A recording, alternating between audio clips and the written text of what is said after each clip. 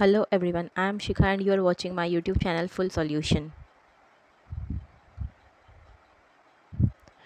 आज हम लोग बात करेंगे इंडियन नेशनल कांग्रेस के बारे में। वो इंडियन नेशनल कांग्रेस नहीं जो आज एक पार्टी है, नेशनल पार्टी है, लार्जेस्ट ऑपोजिशन पार्टी है, बट उस इंडियन नेशनल कांग्रेस की जो कभी मूवमेंट हुआ करता था, जिसने हमें फ्रीडम दिलाने में बहुत हेल्प करी है, एक ऑर्गेनाइजेशनल रोल प्ले किया है हमारे फ्रीडम के लिए। आखिर इंडियन नेशनल कांग्रेस की ज़रूरत क्यों पड़ी? Why we needed Indian National Congress as a party और एज अ मूवमेंट? इसके लिए हमें थोड़ा सा बैकग्राउंड जानने की ज़रूरत है। हम सब ने द रिवोल्ट ऑफ 1857 के बारे में सुना है। 1857 का नाम सुनते ही हमें सबसे पहले झांसी की रानी याद आती है। हमने 1857 रिवोल्ट को अलग अलग नामों से जाना है, the first war of independence या फिर सिपाही म्यूटिनी। और हमने 1857 के बारे में ये भी सुना है कि ये रिवोल्ट बहुत ही लेबोरियस रिवोल्ट था। इसमें मुगल्स, डिफरेंट रूलर्स इंडिया के जो पहले हुआ करते, लाइक झांसी की रानी हो गई, हजरत महल हो गई, तात्या टोपे, नाना साहब, इन्होंने पार्ट लिया था।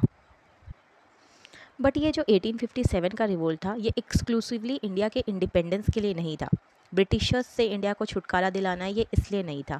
अगर हम इसको अच्छे से देखें तो 1857 के रिवोल्ट में झांसी की रानी रानी लक्ष्मीबाई ने पार्ट लिया था अपने सेल्फ इंटरेस्ट, झांसी को बचाने के लिए। नाना साहेब और तात्या टोपे ने पार्ट लिया था अपने पेंशन की वजह से, जिससे ब्रिटिश सरकार ने उनके पेंशन को रोक दिया था। मुग़ल बादशाह बहादुर शाह जफ़र ने इसमें पार्ट लिया था सो दैट उनके सल्तनत मेंटेन रह सके। तो यहाँ पे ये सारे मेन कॉजेज़ थे 1857 के रिवोल्ट के। अगर सिपाही विद्रोह की बात की जाए तो सिपाहियों ने इसलिए विद्रोह किया था क्योंकि एक इनफील्ड राइफल आई थी मार्केट में, और इनफील्ड राइफल्स में रिलीजियस सेंटिमेंट हर्ट हो रहे थे। सोर्सेज की माने तो pig fat and cow fat को मिला के वो इनफील्ड राइफल्स बनाई जाती थी और उन्हें मुंह से तोड़ना होता था और फिर उससे वार करना होता था। तो सिपॉयज़ के रिलीजियस सेंटिमेंट्स हर्ट हो रहे थे। ऐसी बात नहीं कि 1857 में मास रिवोल्ट नहीं था। पार्टिसिपेशन ऑफ द मासेस भी रहा है, पर बहुत कम रहा है। लोगों ने बहुत कम पार्टी लिया है 1857 के रिवोल्ट में। उसके बाद अगर हम धीरे धीरे आगे बढ़े हिस्ट्री में तो हम देखते हैं 1860 में इंडिगो रिवोल्ट, जो इंडिगो फार्मर्स ने किया था। इस तरह से ऐसे बहुत छोटे छोटे रिवोल्ट हुए अगेंस्ट द ब्रिटिशर्स, बट ये सारे रिवोल्ट्स जो है वो सेल्फ इंटरेस्ट थे। इनका कोई ब्रॉड ऑब्जेक्टिव नहीं था, कोई ऑर्गेनाइजेशनल ऑब्जेक्टिव नहीं था कि इंडिया को इंडिपेंडेंस दिलानी है। तो हमें एक ऑर्गेनाइजेशन की ज़रूरत थी जो इंडिया के लिए काम कर सके, जो फ्यूचर देख सके, जो ब्रॉड प्रोस्पेक्टिव पे चीज़ों को समझ सके और जो एक लाइन दे सके हमें कि हमें किस तरह से काम करना है इंडिया को फ्रीडम दिलाने के लिए। सो यहाँ एडवेंट होता है इंडियन नेशनल कांग्रेस का। ईयर था 1885, सेशन पहला दिसंबर में है। 1885 में एक ऑर्गेनाइजेशन की इस्टेब्लिश करा गया जिसका नाम था इंडियन नेशनल कांग्रेस। इस ऑर्गेनाइजेशन ने आखिरी दम तक हमें इंडिया को 1947 में इंडिपेंडेंस दिलाकर छोड़ी। इसकी स्ट्रैटेजीज़, बदलती हुई स्ट्रैटेजीज़ थी इंडियन नेशनल कांग्रेस की। जैसे जैसे रिवोल्ट हो रहे थे उस तरह से इन्होंने मासेस का पार्टिसिपेशन चेंज हुआ, रेडियो का यूजेस हुआ, बहुत सारे अलग अलग तकनीकों का यूज़ किया गया, सत्याग्रह का यूज़ किया गया इंडियन नेशनल कांग्रेस में फ्रीडम के लिए। अब बात करते हैं इंडियन नेशनल कांग्रेस के इस्टेब्लिशमेंट की। इंडियन नेशनल कांग्रेस को इस्टेब्लिश करने में एक पर्सन थे जिनका बहुत बड़ा हाथ रहा है, वो थे ए ओ ह्यूम। ये रिटायर्ड ब्रिटिश ऑफिसर थे और इन्होंने इंडियन नेशनल कांग्रेस को इस्टेब्लिश करने किया था।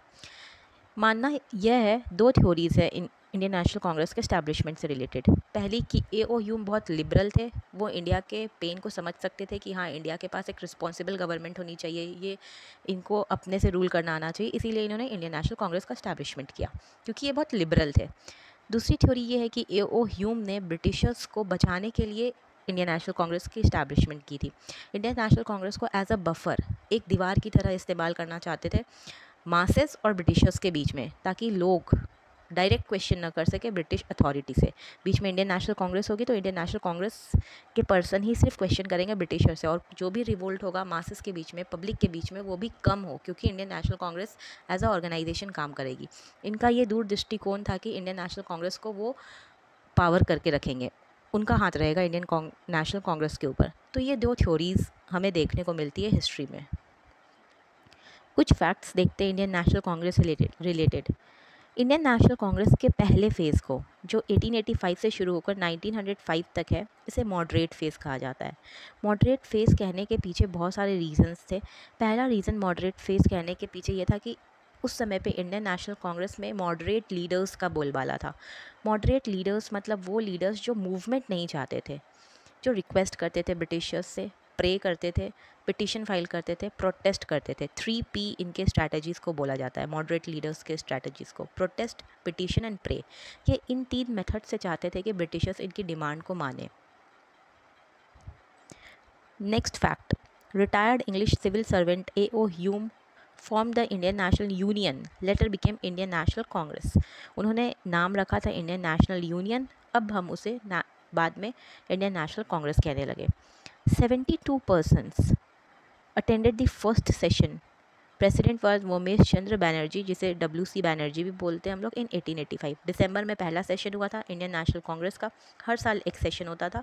72 पर्सन पहले सेशन को अटेंड किए थे। इंडियन नेशनल कांग्रेस के सेशंस की स्पेशल बात थी कि ये जिस सिटी में होता था, जिस स्टेट पे, जिस जगह पे होता था, वहाँ का नेटिव उसका प्रेसिडेंसी नहीं कर सकता था। फॉर एग्ज़ाम्पल, अगर दादा भाई नौरोजी को प्रेसिडेंसी करनी है इंडियन नेशनल कांग्रेस की, तो वो दादा भाई नौरोजी के नेटिव प्लेस पे, जहाँ के वो हैं, वहाँ पे नहीं हो सकता था। जैसा कि आपको पहले एक्सप्लेन किया गया है कि कुछ थ्योरीज़ है इंडियन नेशनल कांग्रेस के बनने में, safety valve theory, conspiracy theory and lightning conductor theory. Safety valve theory वो ये कहती है कि इंडियन नेशनल कांग्रेस को ब्रिटिशर्स ने as a safety valve establish किया था कि पब्लिक डायरेक्ट क्वेश्चन ना करे, डायरेक्ट रिवोल्ट ना करे against the Britishers. And next important theory, lightning conductor theory. हम इंडियंस भी बहुत पॉजिटिव रहते हैं। इंडियंस ने इसे ऐसे देखा कि भले ही A.O. ह्यूम जी ने कांग्रेस का establishment as a safety valve किया हो, मे भी उन्होंने सेफ्टी वाल्व की तरह यूज़ किया हो इंडियन नेशनल कांग्रेस को between the public and the Britishers, लेकिन हम इंडियंस कांग्रेस को यूज़ करेंगे as a lightning conductor. Lightning conductor का मतलब होता है एक ऐसे ऑर्गेनाइजेशनल बेस बनाएंगे कांग्रेस को, जिससे हम आगे जाके फ्यूचर में फ्रीडम अटेन कर सकें। अब कुछ फैक्ट्स मॉडरेट लीडर्स के बारे में। From 1885 to 1905 Congress was led by group of leaders known as moderates. ये मॉडरेट लीडर्स थे। 3P के बारे में मैंने पहले ही बता दिया है कि 3P यूज़ किया करते थे, प्रे, पिटिशन एंड प्रोटेस्ट, जो पीसफुल हुआ करता था। नेक्स्ट है, they were professionals like lawyers, barrister's, teachers and officials. ये प्रोफेशनल हुआ करते थे। Next, they usually place their demand in form of petition and worked with in the framework of law. Petition का मतलब होता है हम कुछ फाइल लगा रहे हैं, डिमांड रख रहे हैं, उसमें उसको प्रेजेंट कर रहे हैं इन द कोर्ट, ये होता है पिटिशन। तो ये थे मॉडरेट लीडर्स। बहुत सारे मॉडरेट लाइक दादा भाई नौरोजी हो गए, गोपाल कृष्ण गोखले हो गए, ये सारे हमारे मॉडरेट लीडर्स थे। वो अलग बात है, कांग्रेस इस फेज़ में कोई बड़ा आंदोलन हमें देखने को नहीं मिलता है जिसे कांग्रेस ने लीड किया हो। हमें कोई भी बहुत बड़ी चेंज नहीं देखने को मिलती है इंडिया में इस फेज़ में 1885 से 1905 तक, लेकिन मॉडरेटर्स का कंट्रीब्यूशन बहुत बड़ा रहा है इंडिया में। फॉर एग्जांपल, दादा भाई नौरोजी की ड्रेन ऑफ वेल्थ थ्योरी जो आई थी, जिसने इंडियंस का दिमाग खोल दिया कि इकोनॉमी ड्रेन कैसे हो रहा है इंडिया से ब्रिटेन में। एक कहावत भी बहुत फेमस है ड्रेन ऑफ वेल्थ थ्योरी के संदर्भ में, ये कहावत है, cloud takes water from Ganga and give precipitation in Thames. मतलब यहाँ से पैसे लेकर के थेम्स, ब्रिटेन की रिवर है, वहाँ पे डाले जा रहे हैं। जैसा कि मैंने बताया कि इस फेज़ में 1885 से 1905 मॉडरेट फेज़ में हमने कोई बड़ा स्ट्रगल नहीं देखा, बड़ा मूवमेंट नहीं देखा। पर इंडियन नेशनल कांग्रेस किसी भी तरह से फेलियर नहीं थी मॉडरेट फेज़ में। इसने एक प्लेटफॉर्म तैयार किया, एक बेस तैयार किया आने वाले लीडर्स के लिए, आने वाले लीडिंग पर्सनालिटीज़ के लिए, कि वो अच्छे से समझे ब्रिटिशर्स को, वो अच्छे से समझे मासेस को, क्या हमारी डिमांड है और क्या ब्रिटिशर्स हमें देना चाहते हैं। इंडियन नेशनल कांग्रेस जब मॉडरेट फेज़ में थी तो उन्होंने रियल फेस ऑफ ब्रिटिशर्स हमें दिखाया, इसीलिए ये कहीं से भी फेलियर नहीं थी। It give a firm foundation for upcoming leadership of India. That's all for today. Thank you, everyone.